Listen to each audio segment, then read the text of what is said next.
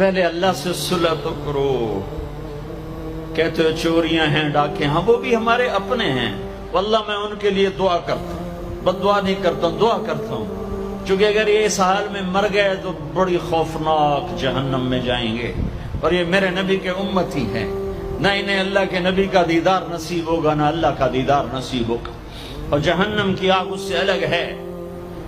یا تو اللہ کی جہنم کو جا کے پانی سے بجھا دو، قصہ ہی مکا دو، اور اللہ کی جنت کو آگ لگا دو، جزا سزا کا تصور مٹا دو، اور اتنے طاقتور بن جاؤ کہ آج تم لوگوں کی گردنیں اتارتے ہو تو کل جب ملک الموت تمہاری روح کھینچنے کے لیے آئے تو اس کو بھی کلاشنکوف مار دینا اور اس کے بھی سامنے کھڑے ہو کے دکھا دینا. یا اتنی طاقت پیدا کرو کہ جب تمہیں اٹھا کے قبر میں لے جا رہے ہوں تو جانے سے انکار کر دینا، اڑ جانا، میں نہیں جانتا لال